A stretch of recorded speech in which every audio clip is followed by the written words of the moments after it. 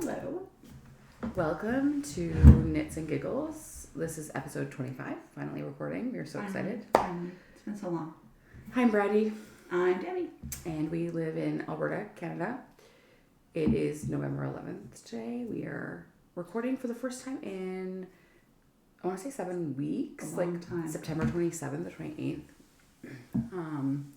We're very excited to show our knits and works in progress and random life ramblings. All the things that have been happening. Yes. Well, not all the things. You don't want to hear all the things. Some of them are not so great. Yeah. But, you know, life. Mm-hmm.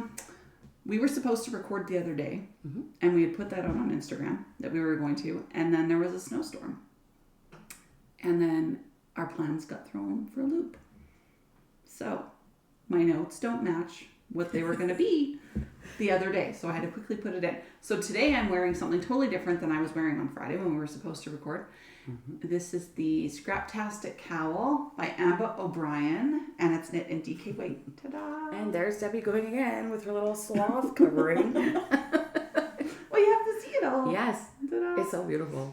And it was super fun to make. We made this pattern on a retreat that we went on. I wonder if I've worn mine on a podcast. Because I have one too, but I don't know if I've wore it. Maybe I'll try and remember and wear it next time. There it is. But this colorway, the variegated one, I had somebody I know dye this colorway for the retreat. And you know what's funny? This is totally our logo colors. It is. Yeah. It is our logo colors. Yeah. I think I got It's really pretty. yarn in my eyes. And then I just happened to have these other colors at home as scraps and then threw it together at the retreat. So it was fun. Yeah. And mine, so there was a bunch of us that did it. We all brought scraps. And then I think you sent I feel like you sent a photo of like a sunset and said, try to find yarns that will fit with this theme. Yes. And so we all brought yarn and different yarns, scraps, and we had kind of like whatever we needed, 80 grams or whatever it was, 100 grams. And every single one of those cowls turned out so differently, even though they all used that one variegated color. Yeah. Mine is very different. But you lent me one of your colors. You were done with it. I think it's either the top gray or this green. Or I gave you that green and you gave me the blue. That was part of the game though. Didn't we have to trade? We had to trade colors at one point. Because Maybe. that game was really funny. We all had Monopoly money. And yes. we had to we could use our Monopoly money to pay for I forgot sabotages. We could sabotage each other. I got the idea from that cooking show. Oh my God, what is it called? And they sabotage each other. They get sabotages and they for example, they get all their cookware taken away and they have to cook on a knife over a flame. So I made a game that was basically like that. And there was sabotages. And some of the sabotages were you have to trade one of your colors and you don't get it back. Yes. Or you have to tank back 3 rounds. And there was one where you choose somebody to not knit for an hour or something like that. You can't knit because the first person done won a certain amount of money. And then the person at the very end that had all their money left, because you could use your money to pay for sabotages against other people and bid. And then the person with the most money at the end won prize. Something like that. In our knitting game or in the cooking show? In the knitting game. But in the cooking show, it's the same. You get a certain amount, $1,000 or whatever, and you pay for sabotages against your opponents. I can't believe I forgot that because it was so much fun. All I remember was knitting on the cowl. But yeah, the game was so much fun. Yeah, and at the end, the people in the cooking show, if you have the most left, you win. Yeah. And so we did basically the same thing, but it was... We also, somebody, was it you? I don't know. Somebody made a trophy. I made a trophy. Yeah, it was you. Yeah. So a couple of these retreats that we went on with a group of people, we had a trophy. So when whoever won the challenge of the weekend, because every time we went away, we had some sort of challenge. And it was different every time. And yeah, whoever won got to keep the trophy for the year. It was fantastic. fun. Yeah. I love when little things like that. All That's right. fun. So I am finally wearing my Inclinations Cowl. I say finally, but like I didn't cast this on that long ago. It feels like it just because time is... Yeah. I feel like I've been knitting on this blanket that I'm making forever, so... Well, I was thinking about this on Friday or like Thursday or Wednesday before that we were going to record on Friday. How like I felt like I didn't have anything really to show. But I've been working on 2 projects that are big. A cardigan and this. Mm-hmm. And like, well, this cowl isn't necessarily a big project. It's fingering weight and like it's a lot of stitches. It is so many Look how stitches. long it is. It's That's so like long. a shirt. It is so long. You could wear it as a tube top, Brandie. Please put it on like that right now. I want to see. Not happening. But yes. And so I gotta tell you, like when I blocked it, it blocked funny. I don't like it's fine. Okay, I'm gonna stop and tell you guys this.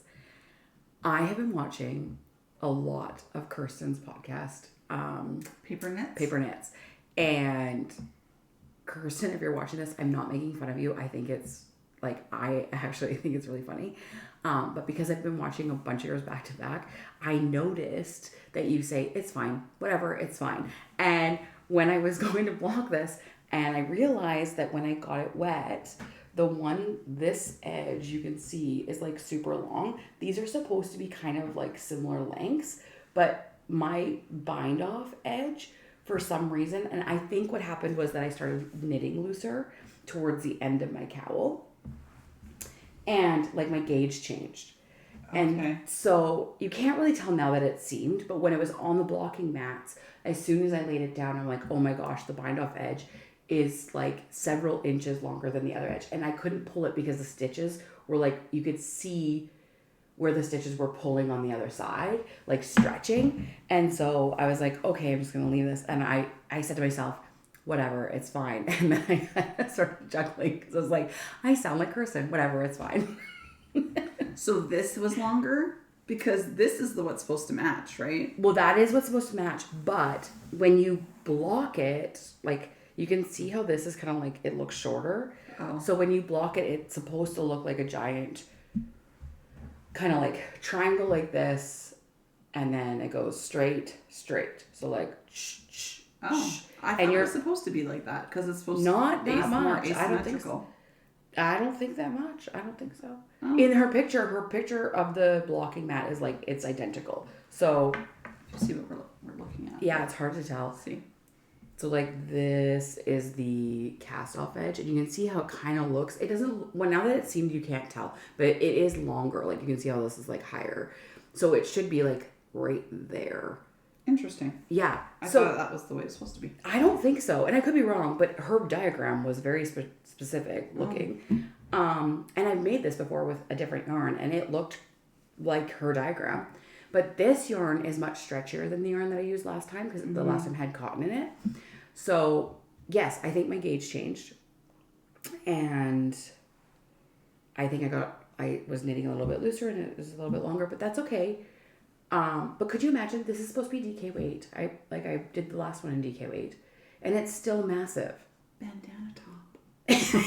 I'm telling you, like, it's so big. This is like knitting a top. It could almost be a skirt for a kid.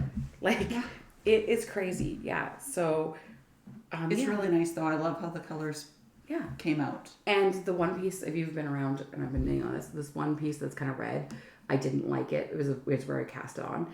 And by the time I realized that was going to be really different, I was too far gone to change it and to wear it back. But it's great because and like it's tucked in. Like you can kind of see it, but I don't see it. So that's all that matters. But even seeing it, it doesn't look weird or anything because it's not like it's stretched out. It's all like bunched together. Yeah.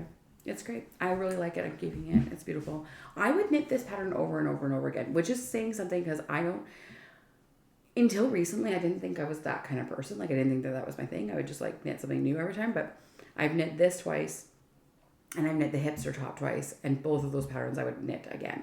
The nice thing about the Inclinations Cowl, the thing that I think is the reason that I would knit it over and over again, is because I love how it fits, but I love the versatility of it, and that you will get a different shawl or cowl every single time because the way the colors work out. Like, you could do it so many different times with different yarns and it would just look different every single time.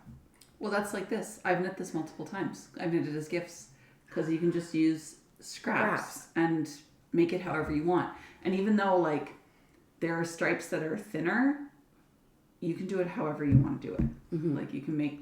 You could go until the end of your yarn. Yes, based on the yarn that you have and make it more color blocked or smaller stripes all the way or whatever. So this is one. And another one that I will show after in my whips is another pattern that I knit a lot, like multiple times. And I would do over and over. Okay. Well, before we get any further, when we're talking about what we're wearing, I wanted to tell you that when you got out of your truck this morning, my son said, Debbie's here. And then he goes, you've got to be kidding me. And I was like, what? And he's like, she's dressed the same as you are. And we kind of are. It's very similar. Yeah, it's like... My nails are even green. You've got to be kidding me. It's very funny. Okay, it's just that day. It's very nice out today, by the way. Yeah. Even though we had that big dump of snow on Friday. Yesterday was beautiful. It was beautiful. It was like 9 degrees. Yeah, I'm so glad. We need a little bit more fall before winter hits me because I'm not quite ready to, like, even... I tried on ski pants yesterday and I hate ski pants. But... You need them for work. Yeah, and they're so bulky. I have a pair of ski pants that I like for skiing. And I could technically take them to work, but I'm trying to find something else so I can leave them at work and not worry about, because it'll be just my luck that we'll plan a ski trip and I'll leave my friggin' pants at work. So, but I don't want to spend a lot of money, and I bought a pair off of Amazon, which I don't normally do.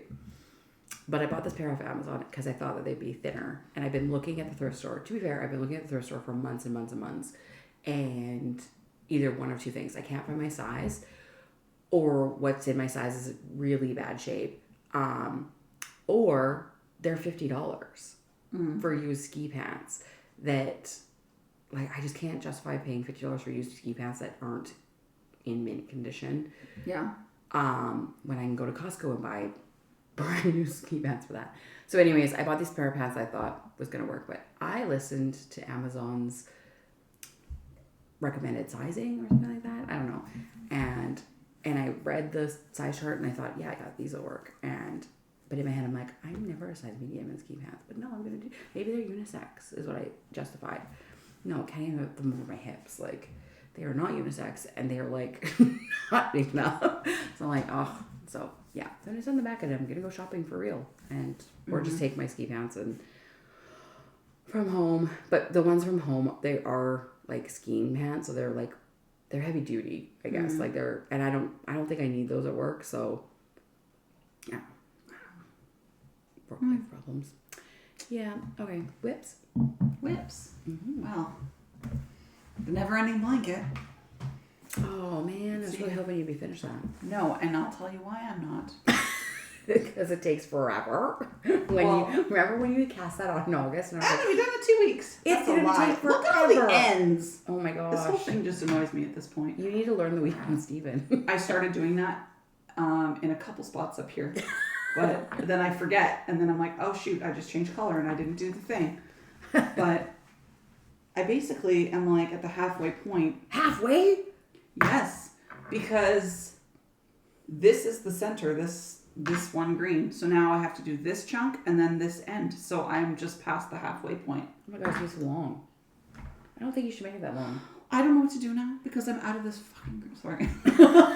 I'm out of this green. So to finish my pattern, I need to go buy another ball. No, just go off pattern. Nobody will know. Well, I know. I was texting my sister yesterday because she sent me a picture of her holding the baby. That's now over a month old. It's like this chunky little monkey that's not going to fit your blanket. She's so tiny and cute, though. And I said, one day I'll finish her blanket.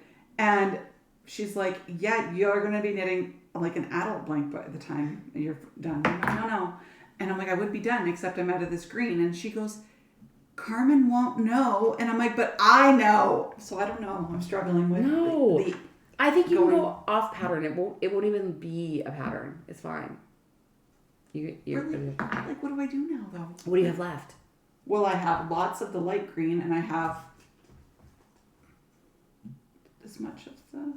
Or Okay. maybe one whole other one of this. So I would go into a big chunk of green, light green right now, and then a little chunk of orange, and then green, and be done. And you think that's big enough? What size is a typical baby blanket? Well, when I go by the actual pattern, it was... 1, 2, 3, 4, 5, 6, 7, 8, 9, 10, 11. I think it called for 14 or 15 of these. And you're at 11? Yeah. Because you probably aren't going to have enough orange to do 2. I do have another whole ball of orange at home. Oh, okay. And I have lots of light green, but this is how much of the dark green I have left. And you're almost finished this? Yeah, I have like another row of this dark green. So do you think you'll have enough to do one of these with the leftover green? No, probably not. Hey, maybe like the thinner one without the garter bumps. Yeah. Okay, so then I would do light green, orange. Use up the rest of your dark green. Light green, orange, or orange, light green, and be done. Just be done. Mm-hmm. Okay. And that's 4 or 5 more. Yeah, that should be good. Yeah. Okay. That's why. And no one will know.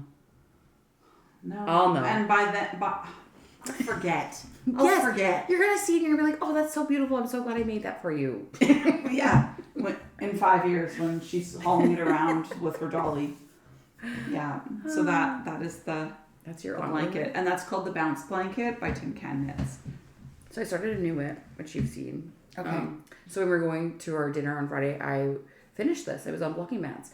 I'm like, I'm not hauling my cardigan, and that was the only other thing on my needles besides, which I didn't bring it over. I'm not gonna show you, but I started a kid's hat that I was gonna donate to work, but I'm using super chunky wool. I don't know how people knit super chunky wool for markets and like bang out 50 hats. I've done this much of it, and it's a kid's hat. It's like this big. And my hands, I do one round and my hands are aching. Yeah. Like it's so stiff and... Well, a lot of people who do them for markets will use a machine. I know. And I find if I'm using chunky wool to knit things, I have a looser gauge because I'm not pulling my yarn as tight because it hurts your hands. And I think maybe I need bigger needles. But I only had a size 9, so I was like, whatever, I'm going to do this. Oh, yeah. But yeah, I've like done this much, and I don't know what I'm going to do because I actually I hate working on it. I think I'd rather, because I was like, oh, I'm going to make a couple hats for the kids. And then I'm like, nah, you know what? I think I'm going to rip this back out, and I don't know. I think I might actually donate my super bulky wool that I have left because I don't want to make baskets anymore. Mm-hmm. I don't want to make a blanket out of it. I'd rather use worsted, and now I know I don't want to make little kid hats because that was my plan. So I think I'm just gonna donate it. I don't know. I use my super chunky for making ear warmers for gifts because they're so fast, and I'll do like a brioche thing and then sew them together at the end because they're like that long and you just connect them. Yeah. But I also recently gave a lot of my bulky yarn to my nieces because I gave them the looms, and that's the only yarn that really works on those looms. Okay. Yeah. Yeah, I don't know what I'm going to do with it. But anyway, so before our steak and stitch night. Which was super fun, by the way. Fun. I don't even know if we've talked about this because it's been so long. Let me show my whip and then we can talk about it because otherwise it's going to be like 10 minutes in and Brandie still hasn't shown her whip. Go ahead. So before the steak and stitch night, I was like, I got to do something. I got to bring something that's not my cardigan. So I started a pair of socks, and this is just like gray stroll from Knit Picks, but I needed a contrasting. That didn't work.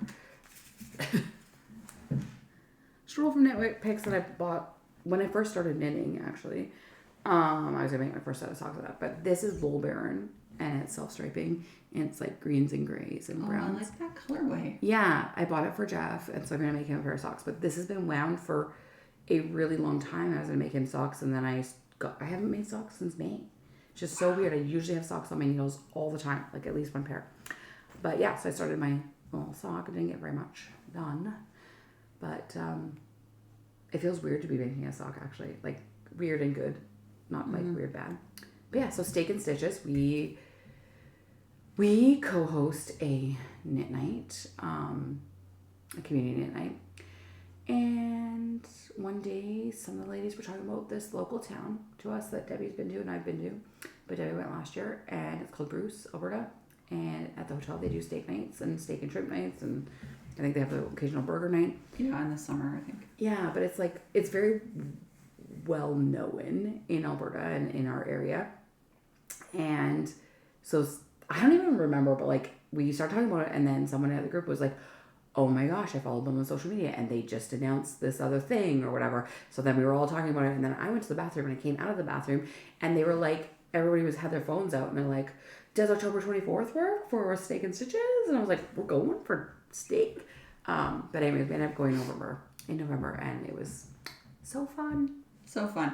And it's a really cool concept because they have like senior ladies in the kitchen preparing these like, I don't think that that's a job requisite. Family, just to be fair. I know, but it's like their family recipes or something. Yes, of salads.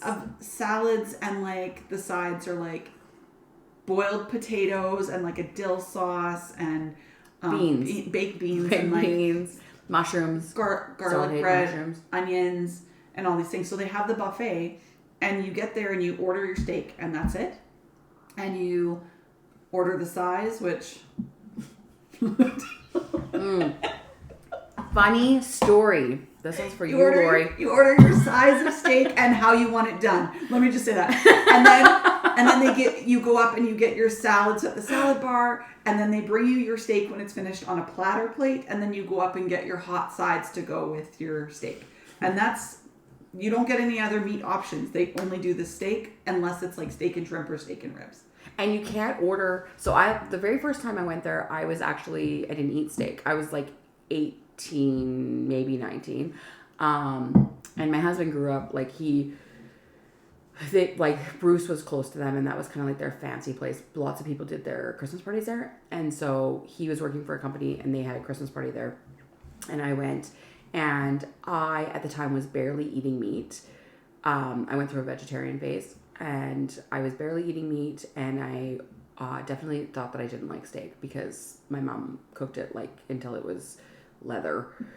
And so I didn't eat steak. And so we got there, and they're like, what size of steak would you like? And at the time, the smallest steak was 4 ounces, which to me sounded so big because, I didn't eat steak. And I was like, oh no, I'm not going to have a steak. And I remember the waitress laughing at me like, honey, you got to order a steak because that's how we charge you. And so whatever. And then my husband was like, he was my boyfriend at the time, but he was like, oh yeah, get the whatever, 6 ounce, I'll eat it. I ate the whole thing. He was so mad. Like, not really mad at me, obviously, but like, hey, I thought I was going to get to eat that. And I'm like, actually, I like steak. But anyways, so before we left, Debbie came to my house because we were going to record. And then we were like, no, we're not recording, we're driving because it was going to take too long. But my son had already asked me if I could bring him back stuff. And I was like, oh, no, I can't, buddy. Like, it's a buffet. They don't let you bring the stuff back. And he's like, you can't even sneak me a steak? And I was like, well, I definitely can't sneak you a steak because, like, you only get one steak. And he's like, but you said it was all-you-can-eat buffet. And I'm like, but not the steak. And then he's like, okay, fine. So then he's like, I'm going to ask Debbie to bring me a steak. And he did. And then we get to the restaurant, and they're like, 8, 10, or 16 ounce steak. And Debbie ordered for us, and she's like, I'm really hungry. And the waitress, and I was like, I don't know, like, and she's like, you can take your steak home. You can't take the rest of the food home, but we do let you take your steak home if there's leftovers. And Debbie's like, okay, well then, done. I'm taking the 16-ounce steak. Which is a lot of meat. It's so much meat. There's a that's what she said joke right there. So anyways, we all get our platters of steak, and Debbie's isn't one steak, it's 2. And I was like, oh, you got one for Ev. They just give me 2 8 ounces instead. 2 8 ounces. Could you imagine it being sitting on your plate though? Like, it would have taken up most of your platter. Yeah. I would have. Yeah. I didn't eat one of them. The whole thing? I took one bite out of it, and then I was like, I can't eat this. So you could have had an 8 ounce. I could have had an 8 ounce and been totally fine and eaten more sides because I wanted to anyway. But then by the time I went back up, we had the later seating, and by the time I went back up, they had taken it all away. I didn't get more potatoes. It was sad. But it's okay. I ate my steak yesterday. Yeah. I took it home and wrapped in foil. And then yesterday I sliced it up and I like fried it with vegetables and made like stir fry. So yeah. Yeah, it's really good. Highly recommend. Mm-hmm. It's worth it. Like it's worth it's the drive and whatever. And I don't think there's anywhere to stay around there, but Viking is not far, and I think they have a hotel. But they also just announced on social media, like Bruce Hotel, that they have a party bus and it fits 16 people. And it's like literally an old school bus with like Bruce Hotel on it. It's pretty cool. So I'm guessing people are gonna book that from like Edmonton and surrounding areas, and it's fully licensed, so you can drink on the bus and whatever. So yeah, it'll be good for Christmas parties and stuff like that. It's not expensive either, because even with a drink, my bill was $60. Yeah, my bill with a and I had a 16-ounce steak. Yeah, my bill with a pretty good tip was less than $60. Yeah, amazing. And I had a drink as well. Yeah, like an alcoholic drink. Yeah, actually, now that I think about it, I had an alcoholic drink. That's crazy. Yeah. Yeah. And definitely, and the desserts too are also like homemade desserts from like your grandma. So there was like a couple trifles and a lemon poppy seed cake that was, I kid you not, it was so soft. Like my fork, like you didn't even need a fork. Like it was just like, it was like butter. It was the softest cake. It looked like pound cake, but it wasn't. It was so soft. Mm-hmm. Mm-hmm. Now I'm hungry for steak. Right? Anyway. Now I want the cucumber salad. Yeah, oh my god, the cucumber salad. The cucumber salad is my favorite. Okay, yes, I have one more whip, which I'm really excited to show you, actually. Okay, so it's my Eva Cardigan. And okay, before I show this, I have to tell you this.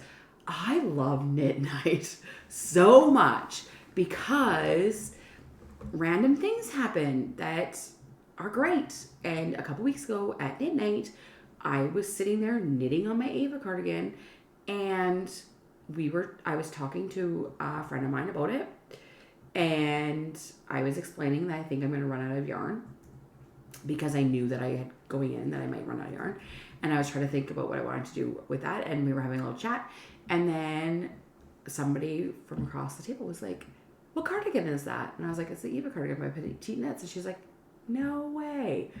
This is the Eva cardigan by Petite Knits." She was wearing it, and she let me try it on. And then she went into Rav Notes and checked to see what size it was and stuff. And I loved the fit of it, and it fit me. It was awesome. But also being able to try it on, I realized how much shorter it is than it looks in the picture. Or I don't know. I thought it was longer for some reason. But I'm glad I tried it on because I did like the fit of it. And if I hadn't tried it on, I probably would have added a lot more length to mine, and I'm not going to. I added 1/2 inch in the body, and then I might add a little bit more to my ribbing. I've stopped working on my ribbing. Now I will show it to you now that I'm talking about it. But yeah, so it was so nice to be able to try on and see in person the cardigan finished. Mm-hmm. So I'm working on my Eva cardigan, and I, as indicated before, I am done the body. It does look short, but it's on my needles still because I just put stoppers on them, and I finished the ball of yarn. I finished the ball of yarn, and I got one ball left. So, throwing things around here. So I decided to stop, and I'll finish the length after, but I'm starting on the sleeves because I wanted to show you what I decided to do. I'm using my peppercorn that I bought at the Prairie Fiber Fest from Brian Devers. Yes. And look at that. I thought I would need tweed, but it's okay. You can't really see it in the camera, but it's so beautiful. Let's just maybe a little closer. There. Yeah. And again, at midnight, my friend Ariana was like, "Oh, if it was me, I would make the sleeves a different color," because I said that I might make the placket, the button band, a different color. And she's like, "Oh, I would make the sleeves a different color, and then it would look like a baseball tee." And I was like, light bulb. I love that idea. It's super cute. Yes. So I only have one ball. I can't wait to see this done. I know. I'm so excited. I only have one ball of the tweed left. So what I'm doing is I'm going to do the sleeves to the ribbing, and then I'll just put them on hold, and then I'll finish because I wanted to start the sleeves and see what it looked like, and I don't want to be fiddling with a ball of yarn attached. So when the ball ended, and I have like another 1.5 inches, then I'll finish this, and then I'll do the button band in the tweed. I'm not worried about the button band. It'll be fine. But just picking up all the stitches and stuff is going to be a lot. So that's the other reason why I went to sleeves. I'm like, this will be a good little like timeout. Yeah. Take a minute and then I'll add the ball of yarn, finish the length, and also once I have the sleeves kind of done, I can try it on again and put this off my needles, because I have tried it on a couple times with the needles on and not the cord. Mm-hmm. So it doesn't sit right. It doesn't sit right, yeah. But it's definitely gonna be long enough, and but I might add a little bit of length to. It's supposed to be 3 inches of ribbing, but I might make it 4, because I think a skein, 100 gram skein, should be enough for a little bit more up here, mm-hmm. and then the button band, I think. Yes. And then I'm hoping to be able to do the ribbing on the sleeves, I think, in the tweed. But I can't decide. I don't know. It might be.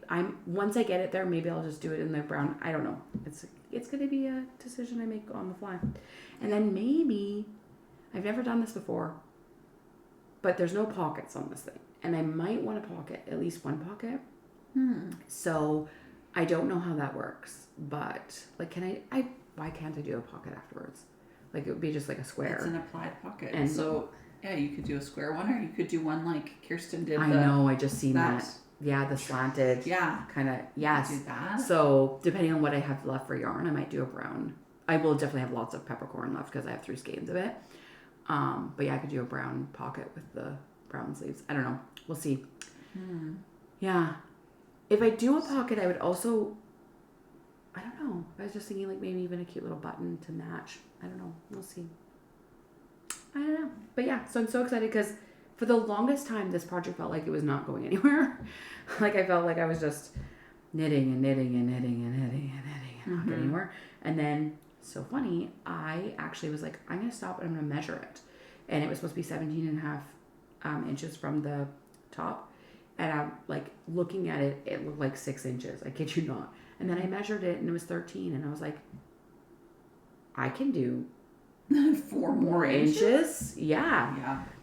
I was like, it gave me life. Like, it like just completely transformed how I felt about the project. I'm like, I can do this. Like, I'm going to get something done before we podcast. This is going to be amazing. It's going to actually look different, not just like this little 4-year-old cardigan that Debbie makes fun of me for. But yeah, so I'm excited to see it fit in the end. Well, I'm excited to get it done because I have a plan for any leftover yarn that I have. But I need to get this done so that I know how much leftover yarn so I can start my next project. And not just with the leftover yarn, but with some other leftovers in my stash. I have a plan for a new leftover project, and it is November 11th, and I'm really excited about it. We'll see if I'm still excited about it when I'm done the Eva Cardigan, because that is the story of my life. I'm like, ooh, this is such a great idea. And then I'm like, a year later, remember that great idea I had that I never acted on? Yeah. So those are my 2 whips. Here's mine. You want another one? I do. Ooh, you started with something. Well, you saw it. Or necklace? I don't know. This is what I started at the Steak and Stitch. A hat? Yeah. Yep. Who made this bag? Do you remember? Is it out of Calgary? Is it squarey? I can't see what it says. Not so Shannon, is it? Does it not? Maybe yes. Does it not have a tag?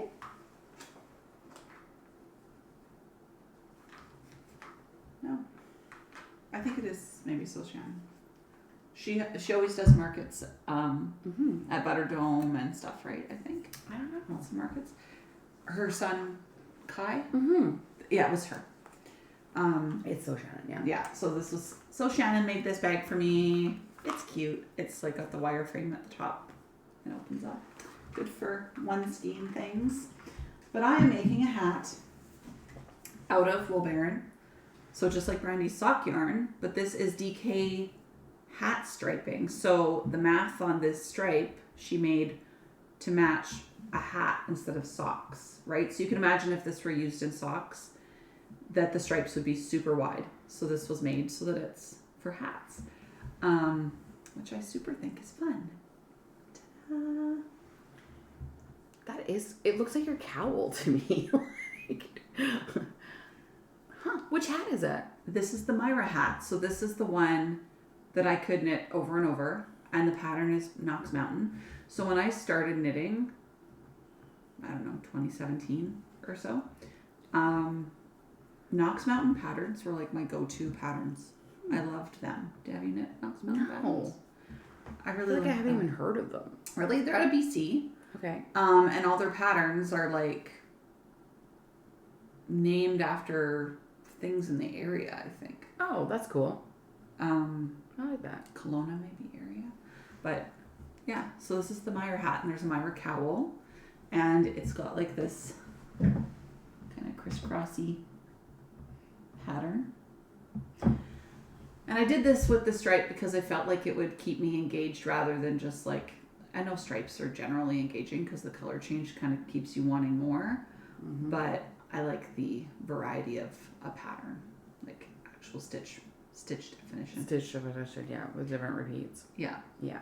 And it's super easy. It's very intuitive.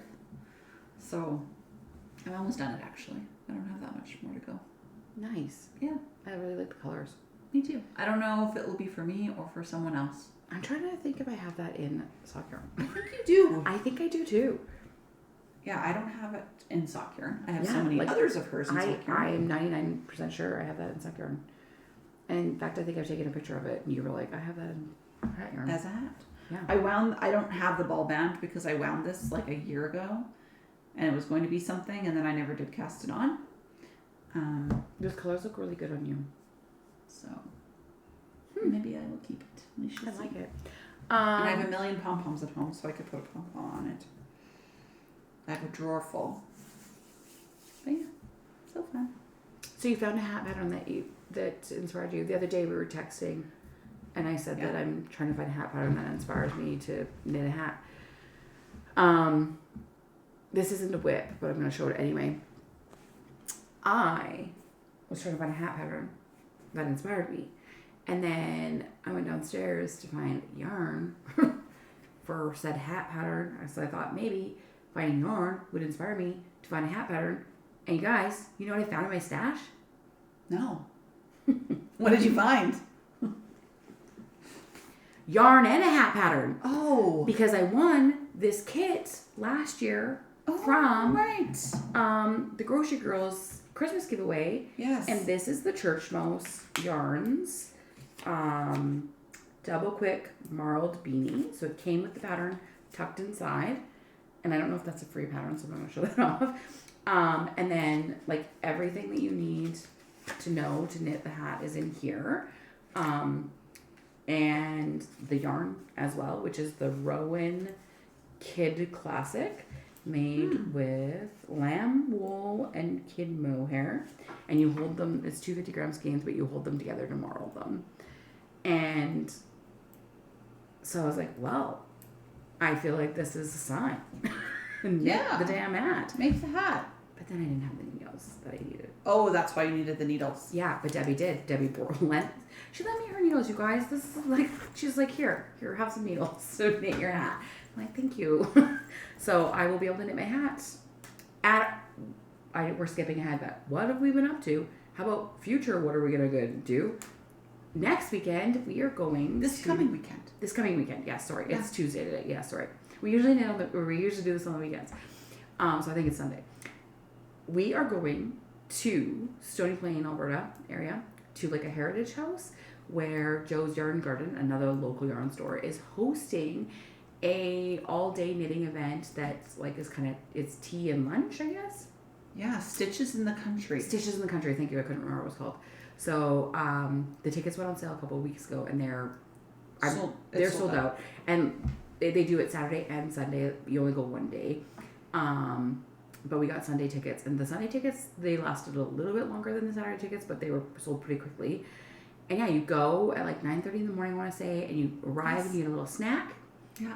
And tea or whatever, and then you get lunch, and then before you leave at 3 or 3:30, you get another snack and get sent on your way. And I think it's gonna be such a great day. Giveaways and prizes, and you get to sit all day and knit. I didn't know there was giveaways and prizes. Yes. I'm in. Yes, you get to sit and knit and drink tea and coffee and eat and hang out with people. Yeah. And I think they also do a little like show us what you're working on or FO thing. Okay. Well, I'm going to bring this, I think, with my needles that you gave me, my knit needles. And I'm going to try and do the hat. I don't know if I'm going to be able to finish a whole hat in the day, but I'll try. All day, 9:30 to like 4? That's... Yeah, but I'm going to be eating in there too. I guess. And lots of talking. Lots of talking. We know quite a few people that are going, and I'm also excited to meet new people. It's going to be fun. Yeah. Some people that we know went last year, and I didn't even know it was a thing until they posted that they had gone to it. Yeah. And I was like, that sounds like fun. And they said last year that everybody at their table won a prize. Someone was at that table. So, yeah. I don't know how many are seated at a table, but this year I think there's 8 people that we know going, so we might not all be at the same table, but... Yeah, I looked at the pictures. I don't think we would all be at the same table. They look like pretty small tables, maybe 6. We shall see. Yeah, but it's in a heritage house too, which is really cool. Yeah. Yeah. Okay, what's next on our list of things? Well, I don't have any FOs, and you showed your FO. I showed my FO, yeah, I'm wearing it. Patterns. I have one pattern. I have a couple. Okay. I actually had like lots, but I'm only going to share one because I didn't deep dive because we've been so long. But the other day, Wool and Pine came out with their Hearthside cardigan, and it is brioche, which I immediately was like, I need to learn. It's so funny because I was looking at a brioche hat pattern, and I texted it to him. I was like, can I do this? Because I've never brioche before. And anyways, and then this came out. I'm like, okay, maybe I do need to learn to brioche because I want to do that, the brioche hat pattern. I want to do this Wool and Pine pattern. Plus, there's the Hoey Locatelli has the newsprint sweater, which is also brioche. And every time I see it pop up online, I'm like, I want that sweater so bad. But I've never brioche before, so I don't know if I could do it. But you can. I can. When people talk about it, though, it sounds so intimidating. No, I don't know what it is about it that people find it. And honestly, though, when I started knitting, do you remember back at Common Ground with the yarning? The yarning was a knit group that we were part of, and that's how we met. Yeah. And at the first Common Ground, they did a knit along with that giant shawl. That was brioche. It was brioche. And I started, and I was like, I don't get this. But I had been knitting for like a couple months, really. Maybe longer than a couple months. But I taught myself off YouTube, and I knew basic things. So that was like so overwhelming. Okay. And I had somebody there was trying to show me, Viv. Yeah. Was trying to show me like how to do this. I'm like, I can't get my head around this. But now, having done brioche many times, it's just like yarn overs and knitting stitches together. And once you start doing it, especially 2-color, and you see how it's forming, you can see where you're supposed to hold the yarn because one color's on one side prominent and one's on the other side. Gotcha. So it becomes very intuitive as how you have to hold the yarn and knit. Okay. You could do it. Okay, so this is the Hearthside cardigan, and Wool and Pine is kind of known for making projects that use up your scraps. Like they have a lot of scrappy projects, and they've been promoting this. This is just their sample knit, so I don't know. I think this was a kit, so I don't think this one's scrappy. But there have been lots of people that have made it for testing, and the scrappy versions are insanely gorgeous. And like you would never even realize that they're scrappy, but like somebody that did their test knit did a video reel on Instagram, and so they showed like this basket of all these little balls of yarn in like kind of autumn jewel tones, and then showed them kind of knitting, and then showed the end result. And I'm going to see if I can find it. It was stunning, like stunning. And I'm like, man, I don't know if I have enough scraps of the right. I would assume their fingering weight held double. Here it is. I think that's it. Maybe.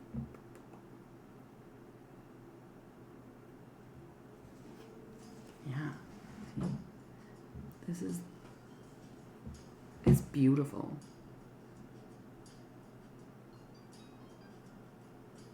Oh, this is multiples, but it was the dark one that had the... Yeah. It's crazy.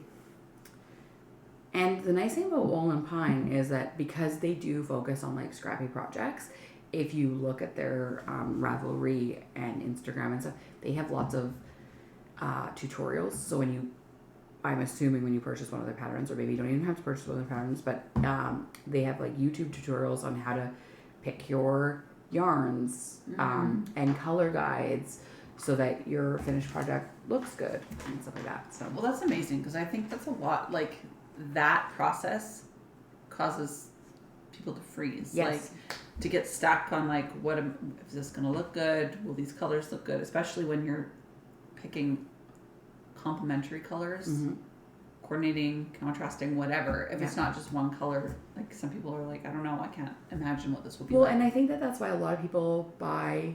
Oh, look at a yawn. Sorry, guys. Why a lot of people buy kits. Yeah. Like, and because it's easier. Like, it takes that one step away, right? Like, it's already all there. All the yarn that you need is there in a kit. Is pre-decision for you, and you don't have to think about it. Mm-hmm. Yep.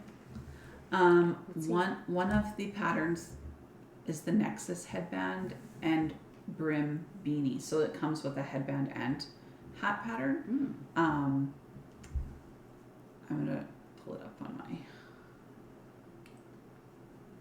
my Rabbit app.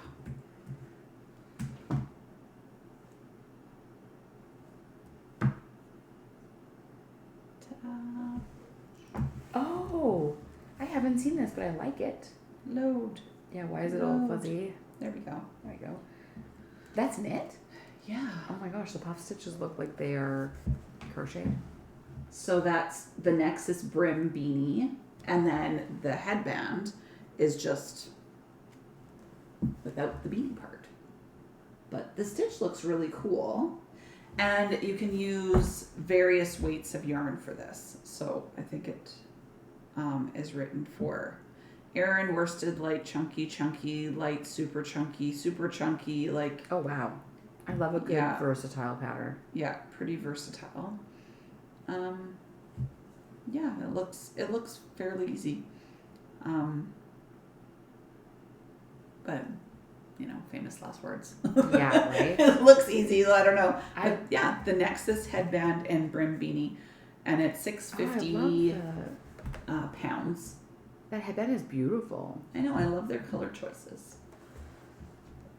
Like, and you could do it where the darker colors, like. Yeah, the outside. Yeah, stitch. like they did on this one. Yeah. So on the beanie, they used the variegated in front, basically, as the coordinating color, contrasting color. And then on the headband, they used the variegated as the main color, which is kind of cool. And then my next pattern was the Windermere cardigan. This does not sound familiar to me.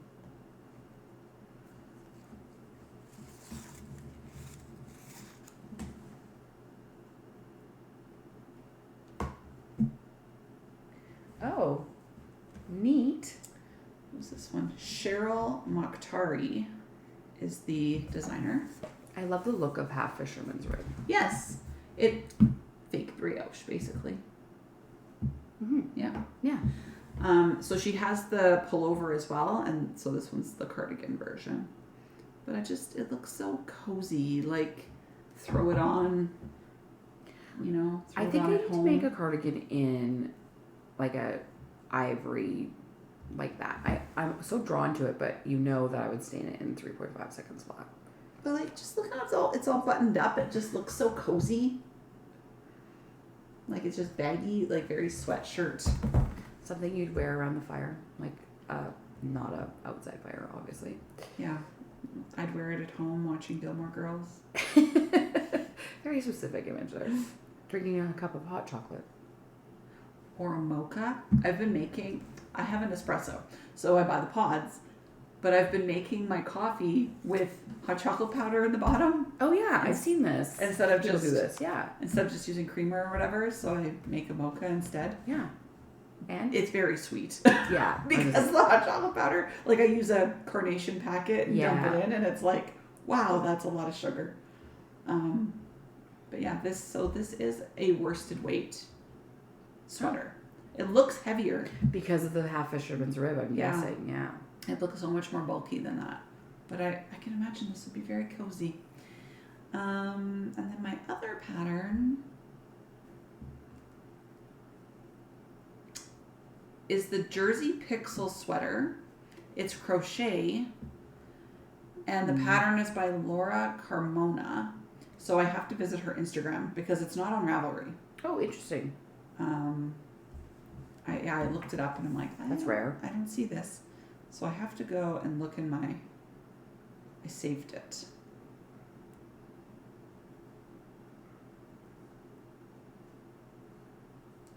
Oh, that's crochet? It's crochet. Oh my gosh, that's beautiful. So that is her sweater. The Jersey Pixel sweater. I thought it was knit too when I first saw it. But then I'm like, wait, no, it is. It's crochet. Yeah. Yeah, it totally is. I recognize that stitch. Could you imagine it in like browns and tans and creams? She has like this video. Oh my gosh. To show it in all these different colorway coordinations.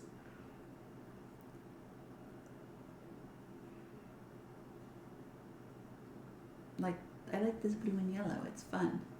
It kind of reminds me of the Ooey Gooey in a sense at the top. Yeah, I could see that. But like, yeah, so much variety. Speaking of the Ooey Gooey, she came up with socks, which no one is surprised about for her cowl. Because I feel like the cowl is always the same motif as something. Like, I'm pretty sure, maybe not the framed, but her socks have been something. Yeah. I won't knit those because I don't knit socks. Yeah. I won't knit them. I thought they look really good. They look really cute, but I just don't think it's something that's something I want to use my time for. I'll just make plain socks. Like, I could imagine doing the color work on the cuff of that, but I don't know that I'd want it. I think it's even on the heel. Or something. No, it's on the toe. On the toe. There's something. Might be on the heel too. The heel has a different color, I feel like. And she uses Spin Cycle, which, well, we know why she uses Spin Cycle. But at the same time, I don't want to use Spin Cycle on socks. No. And does Spin Cycle, they must have a sock yarn then, because dyed in the wool, which is sport weight, it's 100% merino. Like, there's no nylon in it. So that would be not great for socks. That's what she uses, I'm pretty sure. Well, maybe they have a sock yarn that has... I don't know. Me neither. I do not know. Yeah, so those were my patterns. That's fun. Acquirements. Have you heard of this app, Be Real? No. Okay. What is this app? Well, this app is this Be Real app, and the reason why, because I went to find my notes again, and my phone had an alert on it because a couple weekends ago I went away with some acquaintances, but also before that I should back up. My husband gave me tickets to an Oilers game in October. Yes, Thanksgiving weekend. Yeah. Yeah, and so, anyways, a friend of mine came with me, and towards the end of the game, like at the very end of the game, we were standing up cheering because they won, and she was like, "Here, hold on, I'm gonna take a picture," and I was like, "Sure," and then I noticed that the picture that she took it was like a picture inside of a picture, so it was a picture of us, selfie, but also the like outside, the background of like everybody cheering and the jumbotron and the ice was the other side of the thing, and so it's like picture in a picture. And I was like, oh, send that to me. That's so cool. Because I am not techie. I was like, how did you do that? And she's like, well, I can't really send it to you, but I can send you the app. And I was like, okay, kind of like immediately disinterested. I'm like, okay, whatever. So then we left. And then 2 weekends later, or the next weekend, I went away with the same person. And she was like, oh, my Be Real app. I got to take a picture. And I was like, what is this? And so then she explained it to me. And basically it's like, kind of like Instagram, but the idea of it is to be real. So you get a notification on your phone, and you have 2 minutes to snap a picture of whatever you're doing. Obviously, you don't have to, but you take a picture, and it's a picture in front of a picture, so it takes both sides.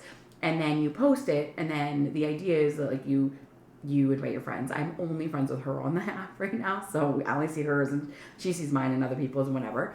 But it's kind of fun, and it really pushes you because it's not perfect. Like, and if you take your picture within the 2 minutes, then you get to take, like, you can get up to 5 more that day or something like that.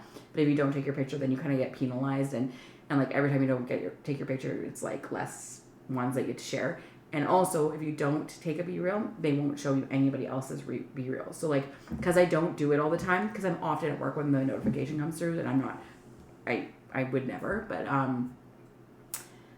so lots of times I'll go to see Christy's post, and it's like, you can't see it, because you haven't posted a B-reel in a long time, so that's shape up or show up. Weird. Okay, so Jeff says it's creepy.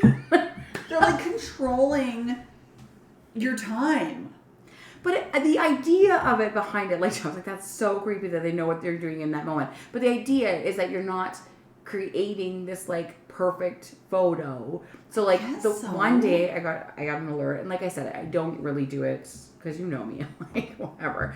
I'm not a rule follower as it is, but I got an alert, and I was prepping dinner for friends because we were having friends over for game night and dinner, and we were doing burgers. So I like to, when I'm having people over, I like to do as much prep beforehand as possible so that I can literally engage and not, like, just, if I can put out bowls, that's great.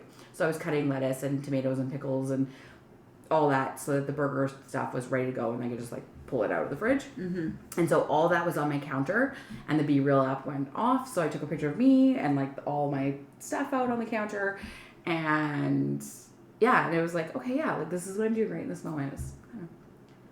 Mine would be really boring. Yeah, mine, well, that's why I don't post very often, because it's like, me in veg sweats again, knitting. Like, nobody wants to see that. In front of my computer screen. Yes. Like, yes. 10 hours a day. Yeah. Yeah, well, and I can't, like, I would never do it at work anyway for lots of reasons, but I also very rarely have my phone on me.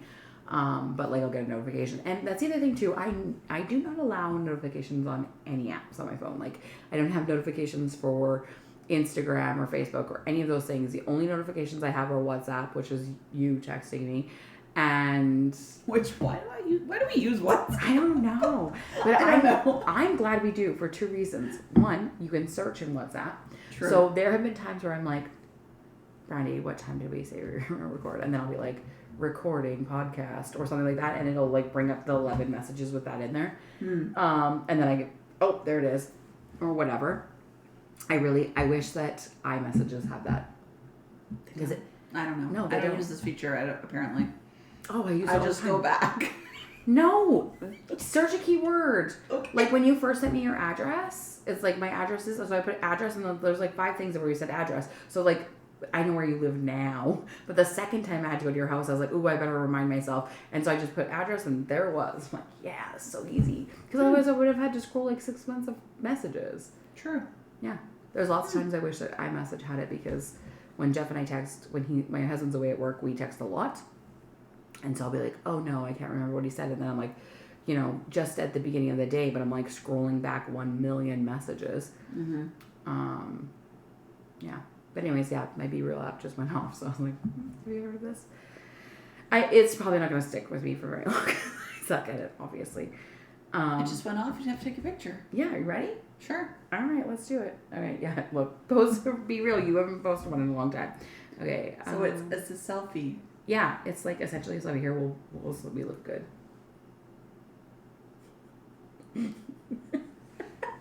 That's it. That's the picture. There we go. Sent. Boom. Okay, but I want to see what it looks like. Okay, hold on. Apparently it's processing. It also likes to shame me, the app. It's like, it says, wow, it's really calm in here. Your friends haven't posted their B-reel yet. Add more friends. Because I only have one. It's 8 minutes late, man. It also shames me for how late I am. This is really bad for your mental health, I think. You think so? Yeah, shaming you? I guess because I don't have a lot of apps, it doesn't really bother me. Okay, so, oh man, I don't know if my internet is slow or it's because we're recording, but there we are. Whatever. And then you can also, like, flip it. Wow, I look terrible in that photo. I'm so... Okay, you know what? I think I should delete this app. It is not good for my self-esteem. filter my pictures usually when I post I don't things. either, but I like try to like, you know, like, get my good side. I don't know. I don't know. Oh my gosh. I was gonna talk about something else. Apps. Oh, do you know what Wordle is? Yeah? Okay, have we had this conversation? I don't know, but I've played Wordle a lot. I haven't played in a long time, but I used to all the time. Well, I was at work, and I want to say it was a while ago, like probably 4 or 5 weeks ago, maybe. And one of my coworkers, who I don't see a lot during the day, but I do sometimes see at lunchtime, she was doing something on her phone, and she's like a self-proclaimed, like she doesn't have any apps on her phone. She actually told the story about how like she lost her phone for several days, and like wasn't worried about it, but she actually like she was canning when she lost her phone, and she had taken it downstairs and then like set it on her shelf or something behind all her canning and lost it for several days, long enough that people texted her husband to see if she was okay because she wasn't responding to their messages, and like she was just like, I didn't even like, I knew my phone was missing, but it wasn't a big deal. So anyways, she was on her phone and she was like, Brandie, have you do you play the New York Times games? And I was like, no, I don't know what you're talking about.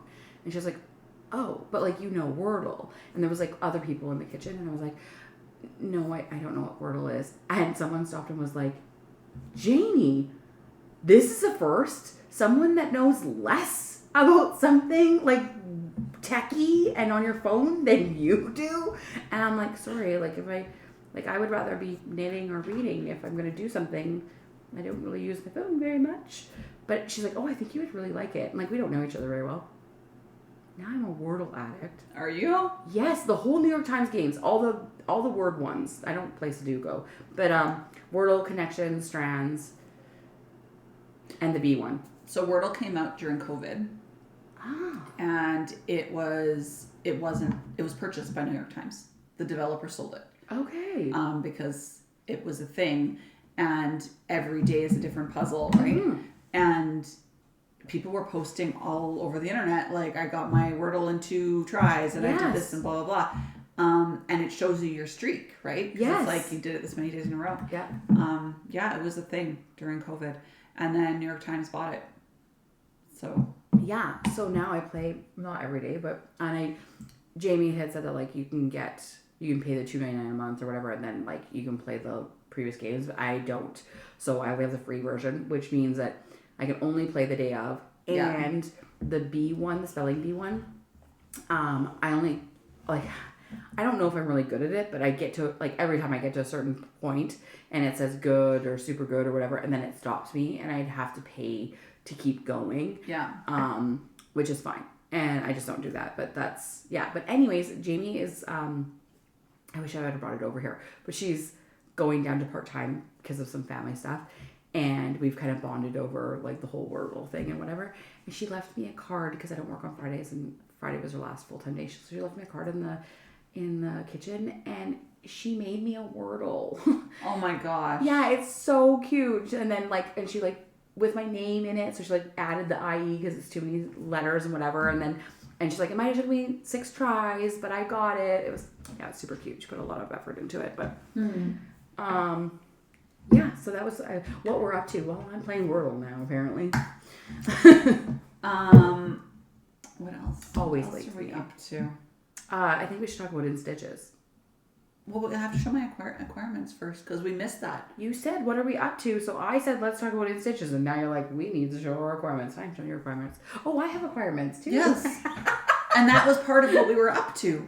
You know what? You're right. I'm sorry, Debbie. When you're right, you're right. We went to the alpaca farm. That's the last time we podcasted. It was so long ago. It was like 6 weeks ago, 7 weeks ago. We went to the alpaca farm. Twisted Sisters Mill and Which Mill. was amazing. And Mill. Alpaca farm and Mill. If you live anywhere near the Edmonton area, you have to go. It is so cool. Yes. They have, because it's not just her, it's her sister too, I think. Twisted Sisters. They have 40 alpacas now. They used to have More. over 100, I think. And they got rid of them and they wanted to get down. So they breed the alpacas and they sell them. And they also have a mill. And this is the yarn that I got. So this is the natural color that comes from the alpacas. It's not dyed. And I learned so much about the whole process and breeding and everything. They're pregnant for a year, which is insanity to me. Like 354 days or something. So they have to like plan their breeding so far in advance based on the babies that they keep and who they're going to breed them with a year or two later. And then that alpaca's pregnant for a year. And yeah. I got this one, which is also a natural color. It's like a dark chocolate. It looks black on screen, but it is like the deepest brown. It's so beautiful. I wish that you guys could reach through the screen and feel this because it is so soft. So soft. And I asked about, this is a thing that I don't like about alpaca blends, is that they're very sheddy. And she said that the basically the shitty ones that they are more sheddy. The micron. Or was it? Well, that's a different thing.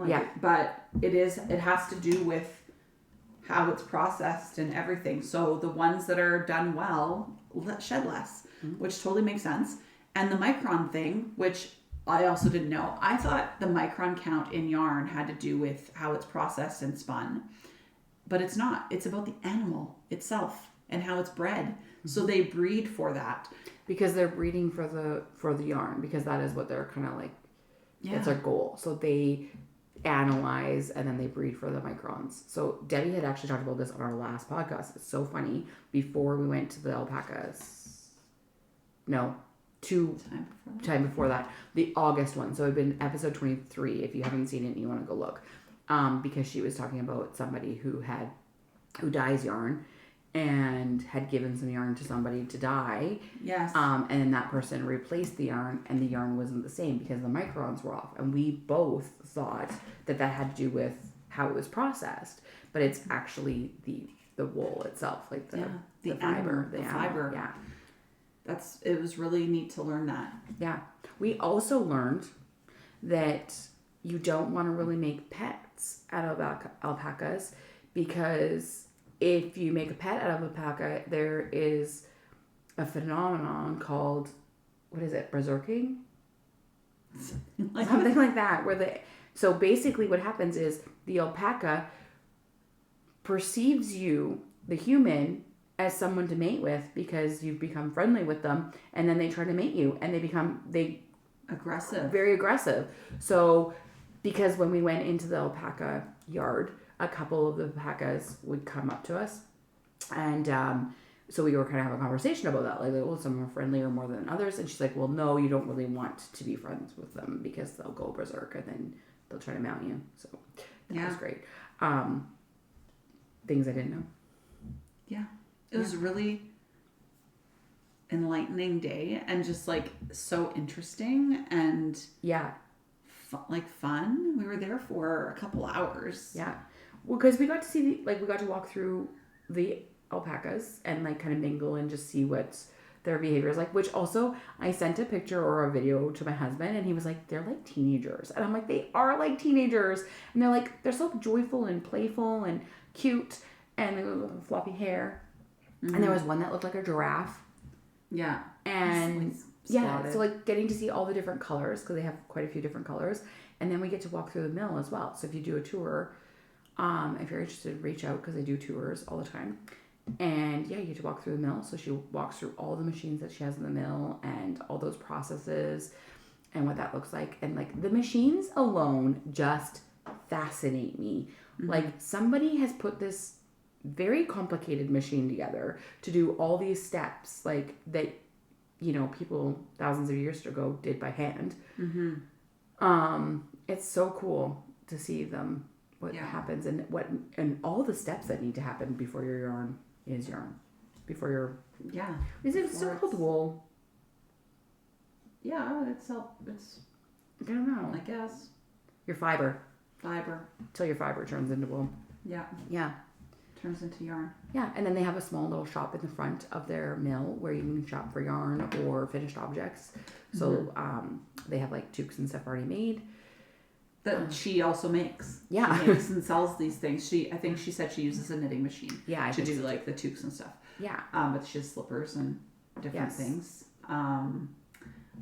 Teddy bear. Felted soap. Felted soap? Yeah. Why can't I say that word? Felted soap. Felted soaps. There was lots of things.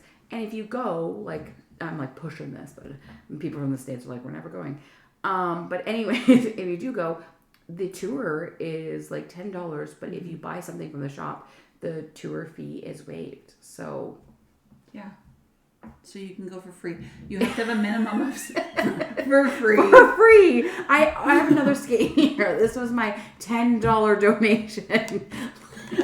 That was free, Debbie. That's girl math. Yes. That's knitter math right there. Okay, I'm gonna show my other skein before we. This is dyed. It's Happy Feet. It's called Happy Feet F, which I don't know if that just is maybe the yarn lots or something. It's not showing up, but it's like super autumn tonal. Mm-hmm. Yeah.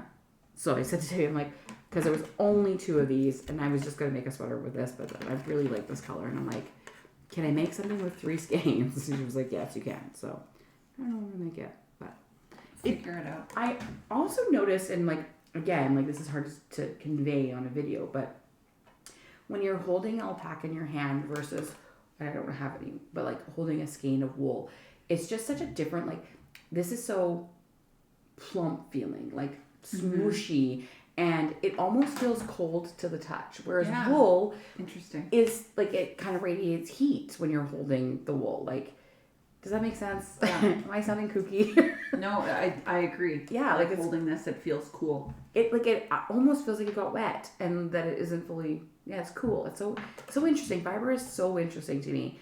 And when we did the tour of the muskox, the Kiviot, you hold that also fiber in your hand. Also, like, cool to see. Neat. But when you hold that in your hand, it is so warm. Yeah. It radiates heat almost immediately. And it's so interesting. It's so interesting. Yeah. I want to do that one again. Well, I know that people that we hang out with now have never done it, so they want to. So we should arrange that. We should do that. Just fascinating processes that people... And these aren't money makers, guys. Like, you know, I don't think they're making tons of money based on their investment and the time. No, but there's a lot of parts, right? Like, it's not just the yarn. Yes. They're also selling their bred alpacas, their animals and stuff like that. And they're in shows. Like, there was a alpaca show. I don't know how that works. I don't know if we get monetary rewards, but maybe. But then you're at this probably like horse breeding and stuff, right? Or cow breeding. Your animal is then, you know, to stud them would be more money and all these things. So I'm it's not arguing. I agree with you. It's a whole thing. But even part of that show, because it was 2 days, part of it, the one day was all about the fleece. Oh. It was all about the animal's fleece and winning for that. So it's basically like their micron count and stuff. Cool. So you're breeding for that, and I really didn't know. Really interesting and super fun. Yeah. Yeah. I feel like those types of tours, even if you're not super interested in fiber, if you're interested in anything like the machines, old machines, animals, anything like that, you get animal husbandry. Yeah, animal husbandry. I feel like my husband would really like that tour. For a lot of reasons, like just learning about the alpacas and then seeing the machines. Like, he would have no interest in the yarn, but like walking through and seeing those machines, I'm also thinking of one of his buddies that loves old things. Yeah. And just like the mechanics of it, and he is a mechanic, so like the mechanics of all those things and how it works, I could also see him enjoying that kind of thing. So really cool. Not just for knitters. Not just for knitters. All right, now are you ready? What would you like to talk about next? Go ahead. No, go That's ahead. next well, it's actually not next on my list. Reading is. Oh. But we can talk about that. I feel like we always end with reading. Okay. Even though what we've been up to is last. True. We'll end with reading. Okay. We have been up to some shenanigans. We did not announce this on the last one because it was September. I don't think we had it all together yet. Maybe not. It came together really fast. Yeah, I think like a couple days before we I could look at my WhatsApp messages and put it in there. So fast. Okay, so In Stitches is a retreat by Knits'n'Giggles, us. And we are hosting it in 2026, May 22nd to 24th. If you're local, or if you're not local and you want to come travel. Yeah, maybe you want to travel. We have a few spots left, and we are so excited. We opened November 1st. Yeah, so 11 days ago. 11 it feels days ago. like way longer. Yeah, and oh my gosh, okay. Funny story. I was in charge of registrations, and like I posted the link, because basically how you register is you have to fill out a Google form. So I posted the Google form. I said registrations are going to open at 10. At 9:59, I posted the Google form. Immediately had a panic attack that the Google form link wasn't working, even though I tested it before. So I had posted it via my phone, but I went over to my laptop to test the link, and I opened the form because I was gonna recopy the link. I don't even know what I was doing, you guys, because I got completely wayside. Because in the minute that it took me, the 3 minutes, because at this point it was like, by the time I texted her, it was 10:03.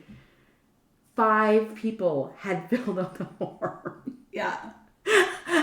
So fast. I was like, what? How is this even possible? And then I texted Debbie because I was like having a like, oh my gosh, I can't believe this. 5 people. And I don't even think they were finished the form yet. It's just that they'd already put in some answers, so it showed up. And so I screenshotted this and sent it to Debbie, and she was like, what? I haven't even finished reposting the link that you shared. And I'm like, I know. So crazy. To say I was overwhelmed for a minute would definitely be true. So do you want to share some details? Do we want to talk about it? Yeah, I guess so. So yeah. I'm gonna bring up the post. In Stitches is a fun name, first of all, because haha, so funny. Now it's not funny. I'll explain the joke for you if you need me to, but it's at. I need you to. What? Why? I don't know. When you're in Stitches. Like your haha? Yeah. I didn't put that together until just now. Oh, I thought that was totally what was happening, because we're Knits and Giggles. No, I thought it was because you're in Stitches. No, I thought it was because it was a knitting retreat, and we were. I thought it was like a double meaning. I came up with the name, and I didn't get the double meaning. No, I just thought In Stitches was funny. It's like we're in Stitches with Knits and Giggles. No, that's great. I wish I would have put that together. Now I feel lame. No, I just thought it was a good name. Well, I found humor in everything, apparently. Apparently, that's amazing. So it is going to be at the Village at Pigeon Lake, which we've been there before, and because they have a great spa. So that's one of the amenities of the area. There's also little like cute shops for clothes and shoes and like. It's kind of like home store. It's like the Prairie Canmore, like, but on a very tiny little level. But like, it's very like touristy. So when you go to the village, it's like there's an ice cream shop, a coffee shop, a cute little restaurant, a couple cute little restaurants that are very like a donut, like a bakery. Yeah, I don't know, and like very seasonal, although they're open all year round. And then I think kind of the hub of the village is the lake is nearby, but also the hotel that the inn, and then the spa attached to the inn. So it's very cutesy, and like you can come to the retreat, park your car on Friday, and not move your car, because you'll be able to walk everywhere. It's a very tiny little area, and you can get everything that you need in that spot. Yeah, so we will be Friday. There's going to be a gathering, an opening welcome ceremony. I mean, I really need to read my notes. It's not ceremony. Exactly why I wrote all of this. And a welcome social, basically. I think I called it a welcome gathering. Yeah, something like that. And there is a charcuterie provided that night. And just kind of like getting to know the other attendees that will be there. And then I'm in charge of games. Debbie made me in charge of games, and I already have one that I think is going to be really fun for that night. Yay. Yeah. Kind of an icebreaker thingy. Yes. The Saturday, the room, we have an event room that's booked. It has an attached patio. So it's in May. Hopefully it's nice. You know, it's after the May long weekend, so hopefully it's nice. And we can be out on that patio or indoors, whichever. And the room is open all day, just to actually get your projects worked on. Like, I know other people that go away on like quilting retreats and whatever, and bring their sewing machines, and they get all this work done. Yeah. And I like that we've kind of planned it this way, where there's like the whole Saturday is really open to whatever you want to do. If you want to go take a nap, if you want to book at the spa. So we really scheduled things on the Saturday to coincide with the spa hours too. So you can book spa treatments if you want to. And then we'll have dinner after the spa closes. So I'll have like a, what did you call it? Bring your own cocktail gathering. Yeah. Yes. Because we are getting a liquor license for the event room. So you will be able to bring alcoholic beverages in if you want. We won't be providing those. But yeah, you can bring your own little cocktail in and join the little bring your own cocktail hour and a half. Because otherwise there was this like weird half an hour in between that and dinner. I was like, it's weird. So, and there will probably be like maybe a little game or something. They're going to be like super low key. Like if you're somebody who doesn't do well with like big social things, the games are going to be very low key and we will not force you to do anything you don't want to. So you're like, I might sit this one out. But there will be prizes for the games and stuff. And the games are kind of the idea, at least like what I'm thinking of things to do is like kind of getting to know people, because it is going to be a fairly intimate gathering. And I think like going into it, my idea was like, it'd be nice to get to know the people that are going to be with you all weekend and make those connections. So maybe you'll go away with new friends, or maybe you'll come with a group of friends and get to know them a little bit better. And it's open to all like fiber crafters. So like if you needlepoint and the room is huge. So if you spin, you're welcome to bring your spinning wheel. Yeah. Maybe not a walking wheel. How big is a walking wheel, Martha? Maybe leave that at home. I know she in the back of her truck, and she would need help unloading it. But the room is really big. Like it can fit 100 people, and we're maxing at 25. So much space. Yes. And then dinner on the Saturday is catered. But because there's restaurants in the area, and if you stay in the hotel, you have a fridge in your room and whatever, so you can bring things for your own breakfast and lunch if you want to, or go and eat at one of the restaurants and support local. Yeah. And we only have 3 rooms left in our room block. So there's 2 with a single queen bed in it, and 1 with 2 twin beds. So if you want to check that out, it is on our Instagram. The Google form is on our links in our bio, and you can stay at the hotel, but you don't have to. You can stay with a group of friends at an Airbnb or by yourself at an Airbnb. I actually found an Airbnb when I was looking that I'm pretty sure is right in the village, and it's in a like condo building. So it has a little patio, but it would be so convenient, and it has a couple bedrooms, so you could split that, and it could be quite affordable between 2 to 3 people, and you're right there. Yeah, like because I was thinking, I think what happened was that the rush on that Saturday was people who knew that we only had limited number of rooms, and unfortunately we don't have enough rooms for all of our spaces, and I think the people that rushed was because they didn't want to miss out on a room.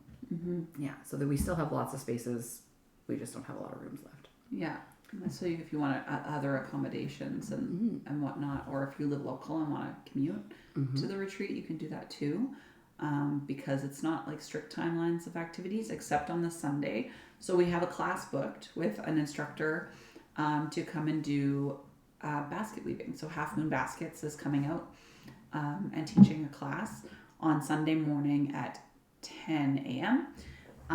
The class is 3 hours, so it's from 10 until 1. Yeah, and then we'll be done by 2. We'll wrap up by 2. Pack up and say goodbye and whatever. So, you know, half of Sunday is also retreat. You don't have to get up early and leave as soon as you check out of your hotel room. Yeah. And we did the class on Sunday because the spa isn't open. So we really wanted people to be able to use the amenities in the area. Like the spa, and it's open Saturday, so you can book on the Saturday or the Friday if you want to come early. Yeah. And also I think that like what happens with retreats lots of times is that you like, because we're starting so late on Friday night, right? Because we don't get access to the room until later on Friday, so you start so late on Friday, and then without the class you get up and you leave on Sunday. Yeah. And now you have a reason to stay. The class is going to be really fun, and like Debbie said, it's basket weaving, which I think is so great because it's weaving, but it's not yarn. So it's like something really kind of unique, but still brings in that concept. Mm-hmm. And I think it's going to be a great time. And I can't wait. I'm so excited. Yeah, it's going to be super fun. It is going to be super fun. So yeah, we have spots left. I'll put the link I'll put it in our show notes here on YouTube. So you can access that Google form too. But you don't have to pay if you're staying in a hotel. Like Brandie mentioned this on our Instagram, that you have to pay your retreat fee to us, which is non-refundable unless we cancel the whole event. Then your money is 100% back to you. Except your accommodations, because you're booking those separate, it's on you to cancel them or whatever. We're not reimbursing you for these things. But you don't have to pay for your hotel accommodations until the time of, like, you pay your hotel fee when you get there. Yeah. So, and same with Airbnb. If you're not familiar with Airbnb, most Airbnbs you only pay a portion, like a deposit that is usually refundable. Definitely, if you're booking an Airbnb, look at the fine print, because some are refundable right up until like 72 hours before you go, and some are only refundable for like 3 months before you go, or some are non-refundable. So look at that. But yeah, you probably can find an Airbnb that would be refundable up till closer to the date of the retreat. But we will know if we are canceling, because the only way we're going to cancel it, knock on wood, is if we don't hit our minimum, which we are so close to right now that I just don't see it happening. But if that happens, then we will be canceling March 15th, I think. So yeah, around there. Mid to late March. Plenty of time to cancel your accommodations and stuff. And like your retreat fee is $275, and that includes, like I said, the use of the space, and then our charcuterie night, our dinner on Saturday, and your class, all in, and a welcome gift. And your welcome gift. So yeah, it can be split up a little bit and make it more accessible. But we're so excited. Yay! What else? I don't know. I'm trying to think what else. I don't know. Yeah. The idea of the retreat is like connection and chill. Like we're not going to control what you do. Okay, I've gotten this question a lot, so I'm going to address it here as well, but I have addressed it on Instagram. But I've gotten the question of, can we skip the class? And like, you can, but in order to respect our instructor, we had to make it included so that we would hit the minimum that is needed. So you can skip the class if you really don't want to come, but you are paying for it, and we're not changing the retreat fee. The $275 covers that class. So like, why skip the thing? And we made it in the morning on purpose because we know some of you guys are going to be traveling, so you can leave. Class ends at 1, and I think it's May, so it won't be dark at 4 like it is now. So you have plenty of time to get home after the retreat. Chill. It's been great. So fun. It's going to be a good weekend, I think. I know. Yeah. I can't wait to see the people that are coming. Yes. I'm so pumped. Already, it's going to be an amazing group. Not that I know everybody. I was like, yes, everybody's amazing. I can't wait. Yeah, we don't know everybody. No, we don't, but that's okay. It's going to be amazing. Yeah. What else? I don't know. We talked about what we're doing coming up. We went to dinner the other night. Oh yeah, we did. I was like, yeah, we talked about steaks and stitches, but no, we had 2 dinners in a weekend. Sunday. Yeah, 2 dinners in a weekend. It was crazy. We did. We went out with someone special. She is. Lori from Prairie Fiber Festival, our favorite fiber festival. And she's announced the dates for 2026, so you guys should run over to... So save them. Yeah. The old state is in June. Actually, I'm not sure if they're on Instagram. Are they on Instagram? I think just news. I saw them on Facebook. Okay. So they must I was be. like, newsletter subscribers, which I am. Got them for sure. Yes. June. Do you want me to look them up? Maybe. I know June the and Lacombe September. one. June and September, yeah. Because Olds is in June.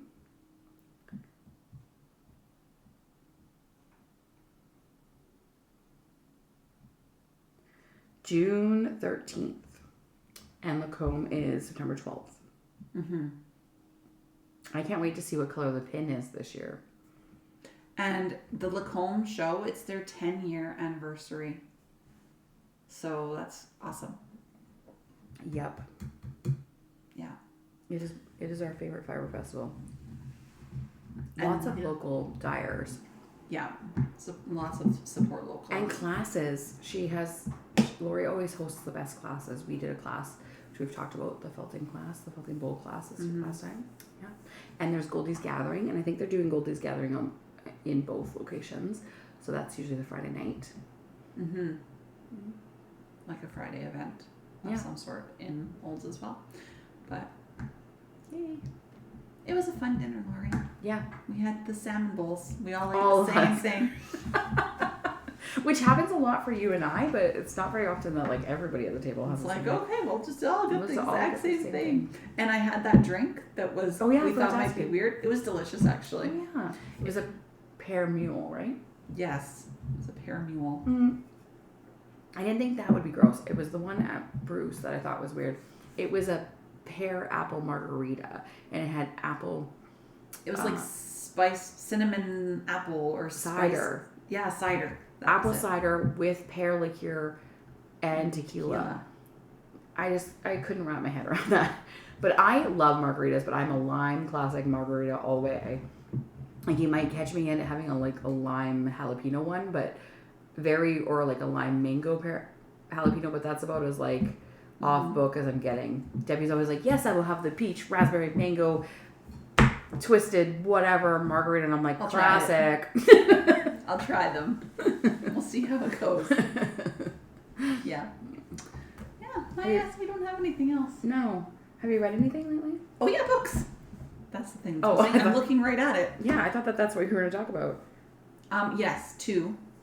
Okay. So the one that I listened to, one I told you about, the Tessa Bailey one called Picture Perfect, as in like baseball pitcher.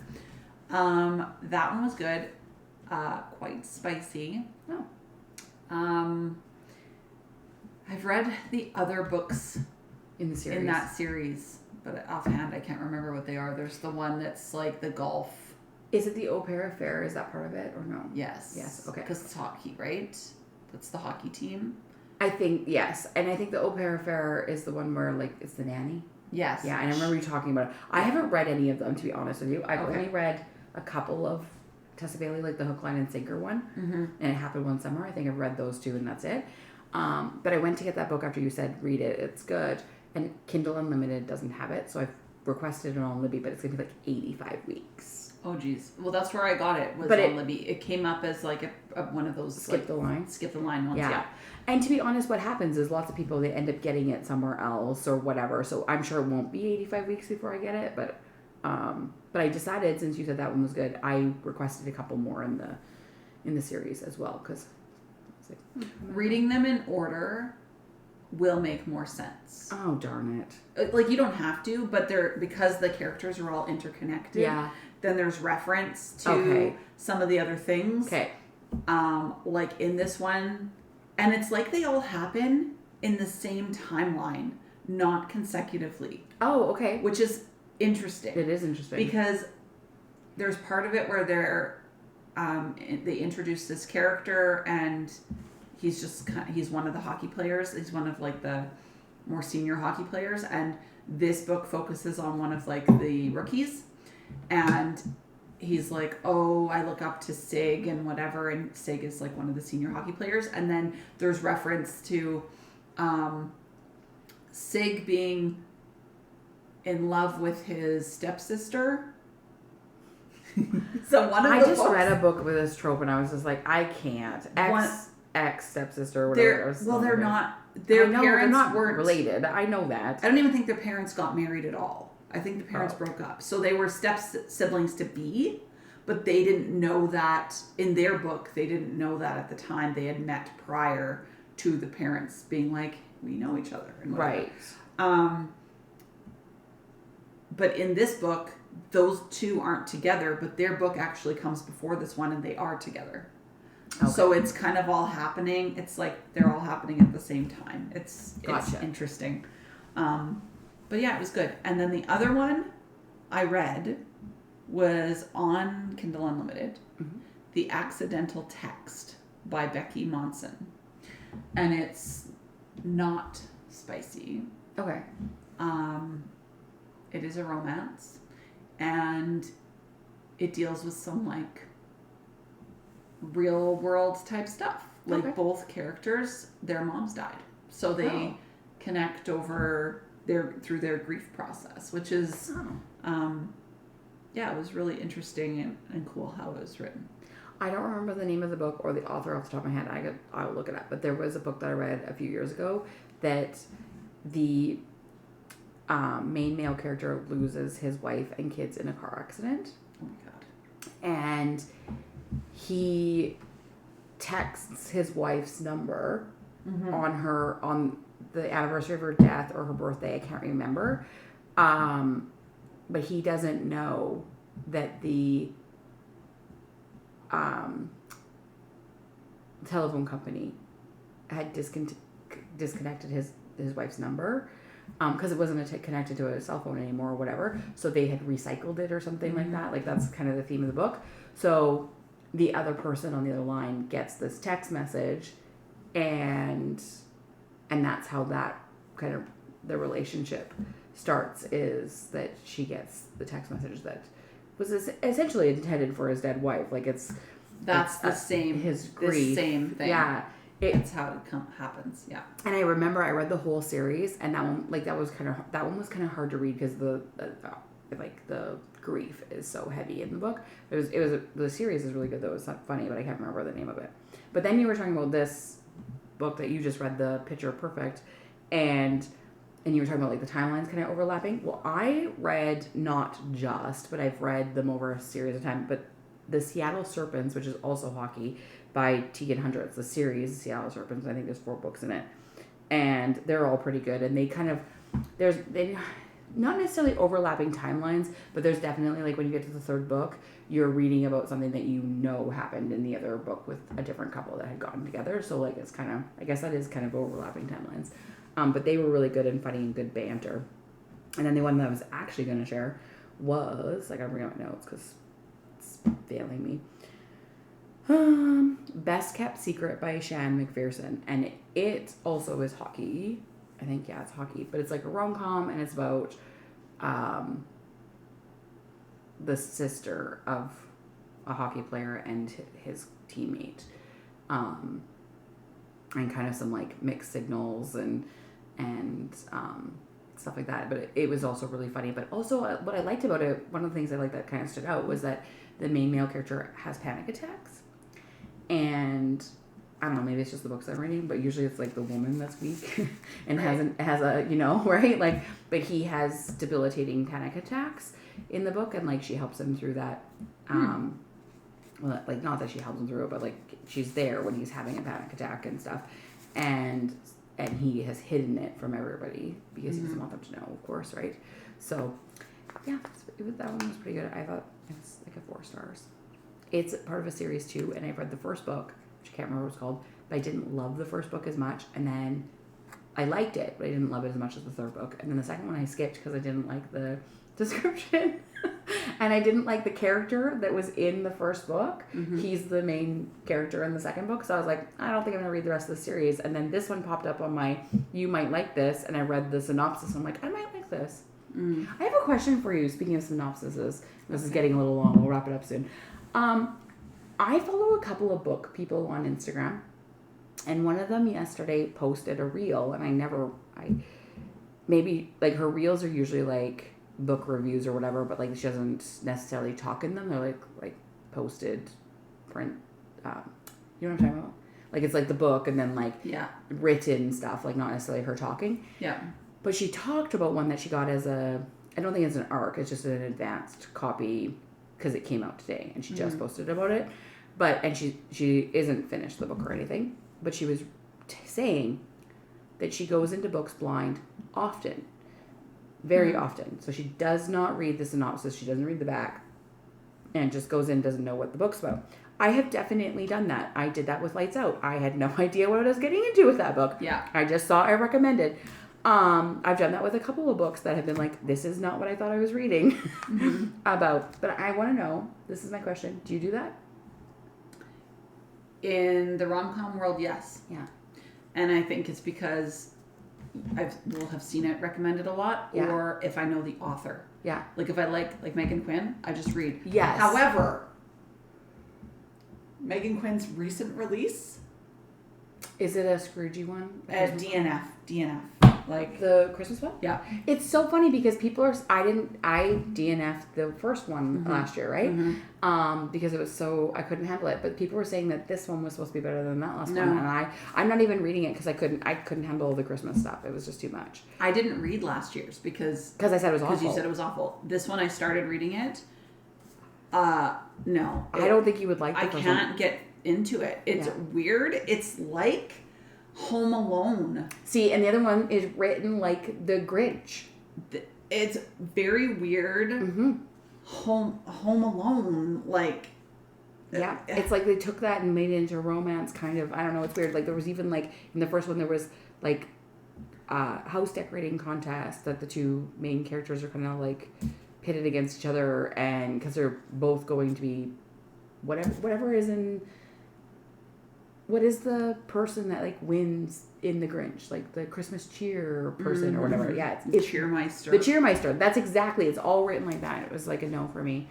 Funny story about that though. I have a brand new coworker, and we're working like directly together this last week, and so we've worked together 4 days, I think total, 3-4 days, and yesterday, it's November 10th. First of all, yesterday was November 10th.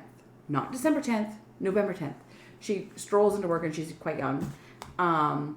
She strolls into work and sits down. She goes, "Are you excited? It's almost Christmas." I was like, "No." Well, I was like, "No." I've already watched a Hallmark Christmas movie the other day, so. I'm like, "I don't like Christmas." And she goes, "But you have children." I'm like, "Yeah. I do." And then she goes, "Does Santa come for them?" I was like, "They're old. They don't believe in Santa anymore." She's like, "So they don't have stockings?" I was like, "No, they have stockings. Like, it's fine." Okay. Santa didn't fill them before. My kids are fine. Just because I don't like Christmas doesn't mean that they're missing out on the magic. They still got the magic. They still get stockings. It's fine. But also my kids, we don't like, and I explained this to her too, because she was like, "Have you started shopping for them?" And I'm like, "No." But not because my kids, they have big hobbies. And unfortunately their hobbies don't coincide with like their birthday or Christmas. So often they need something before the holiday. Yeah. Like for example, Evan needed new snowboard boots this year, but he's going to go snowboarding before December 25th. I also get him a season's pass to Rabbit Hill, which is hundreds of dollars. And again, going to give it to him before December 25th. So he gets these big gifts, if you will. So Christmas usually is small things and then an experience. Like it might be like a little coupon that says we're going to Marmot Basin or whatever. And honestly, if my kids weren't happy with that, I would feel like I failed them as a parent, because I think that they should appreciate everything, not just because it was given to you on December 25th. Yeah. Yeah. And well, on my kids, like Noelle's birthday is November 29th, and then it's Christmas. And then Adam's birthday is basically a month after, because he's February 15th. So it's like, those are like the times of the year when they're getting like their like bigger gifts and whatever. Yes. but they need stuff all year too. Yeah. So. Yeah. I used to cringe, like, when I would hear my kids would be telling me, like, when they were little, like 6, 7, 8, and they'd be telling me that so-and-so got this Xbox for Christmas from Santa and stuff like that. And I'm just like, if I'm going to get my kids something big, I'm taking credit for it. Not some creepy guy in a red suit that slides down our non-existent chimney. He's not getting credit for the trip to Dominican that I gave my kids for Christmas one year. It's so hard. Like, I grew up, my dad was a Christmas, like, all-out Christmas person. So we grew up that way. And every single gift was from Santa. Everything. There was no presents from parents. They were all from Santa. But I don't think we recognized that as kids. They were just presents. They were just presents. Yeah. It didn't matter. Like, there was nothing under the tree until we got up Christmas morning and those were there. So that's very much how we did Christmas for our kids when they were little. And even now, I write all presents from Santa. Yeah. Even now. And my kids know that my kids are 19 and 15 years old. But all the presents are from Santa, Mrs. Claus, the elves, Rudolph, the gingerbread man. There's like presents from all. They know it's not them. The stocking was intended, like in our house, the stocking is intended to be from Santa. But like, again, like when my kids were little, they thought Santa brought the stocking, like the stuff in the stockings. But now they know, obviously. But they still say, "Oh wow, Santa knew that I like these socks." Yeah. But yes, I will say this though, like growing up, it sounds like you have really great Christmas memories, and good for you. But one of the things that is, I don't have a lot of great Christmas memories. Like I have a few. Like, don't feel bad for me. I'm fine. But one of the things about the whole Santa thing and Christmas presents is that there are quite a few years that I recall where one of my siblings got like a really cool gift from Santa and the rest of us didn't get a really cool, expensive gift from Santa. Right. And that's hard when you're 8 years old and seeing your 6-year-old brother get exactly what he wanted for Christmas. Right. And you get socks and a Teenage Ninja Mutant Turtle figurine that you had no desire to have. So I think that that's also really tricky, right? Like when you're, because as a kid, it's hard. Like you're like, oh, Santa doesn't love me as much. Right. Santa didn't care about my wish list. Yeah. Yeah, that would be. I've also heard people say like that they don't do the Santa thing simply because, or like they don't do big gifts from Santa because they know that at school, when kids are sharing, if there is a family that is, struggling financially and their kids get like oranges and underwear, and then that same 7-year-old is like, why did Jimmy get an Xbox and I got oranges? Yeah. From Santa. He doesn't love me. It's all hard. There's no right or wrong. No. I had a friend who didn't do any Santa for her kids, even though she grew up with Santa. And she had her reasons, and she talked to her kids about their they were very honest about them, and they were also very honest about like how other kids believe in Santa, and that's totally okay. We respect that belief, and we don't say that there's no Santa. We don't kill the joy. We believe in things, and we don't want them to kill our joy. Wow, this got real deep real fast. We're a knitting podcast? We're a knitting podcast. Well, we're also real people. Yeah, shaming you for your Santa beliefs. It's okay. I would love to hear what you do. I believe in Santa. I want presents from Santa. And I'm 43. I'm 43. And a size window seat on an airplane, she says. You don't care where you sit on the airplane, do you? No. And my Christmas list has things like a clothing steamer on it and really? Nothing too exciting. Hand cream. Wow. You're easy to shop for. I'm very easy to please. I like very, very simple things. Tea, yarn. Yeah. Jeff asked me for a Christmas list and I haven't given it to him yet because I joked because we were supposed to go to Mexico in a week and a half, and that there was a development and now we're not going, and so I had kind of joked, well, I hadn't really thought about Christmas because I thought I was going to Mexico. But yes, so I don't know. The problem for me is that I don't really need anything. I I could buy myself these things, but I need to put something on the list. Yeah. I don't know what I'm going to put on my list because I don't need anything. I will figure it out. I get it. Yeah. I did think of a couple things, but he was like, those are not presents, Brandie. My family told me last night they're buying me potatoes. So I have a hard time. Okay, I guess we're just going to keep talking about Christmas. I grew up, like, my mom did not like getting practical gifts, and she made it very known. Later on, she didn't in the beginning, but, like, when I was an adult, like, she was like, I hated it when your dad bought me this thing, because it was a practical gift, and I didn't want it. It was, like, you know, like a mix master or whatever. Like, I like practical gifts. I love practical gifts. Some of my favorite gifts are my practical gifts. I have a mix master that I had wanted for a really long time, and Jeff got to me for Christmas. I have a food processor that was my Christmas present. One of my favorite things too. Like, I love practical gifts. I love whimsical gifts too, and I like experiences. I love experiences. Get me concert tickets or something like that, and I am happy. But I also love practical gifts. Like, I see nothing wrong with giving someone something that they can use every day. No, I was given an air fryer a couple of years ago. Me too. I use it, so yeah, that's cool. But she doesn't look as enthusiastic about her air fryer as I was. I don't know. Yeah, I liked the air fryer. Yeah, either way, I don't have a no. Like, there's no for me. I don't know if I want potatoes for Christmas, but I think it's funny that they're going to give you potatoes. I'm sure it's not going to be your only gift, but you do love potatoes. They were like, well, we can give you different kinds. We could make you a tray of scalloped potatoes, and I'm like, for Christmas? Yeah. Are you going to keep those cold or warm? I don't know. Like, they're going to put them under the tree? I don't know what they're going to do with these potatoes. The intention is funny.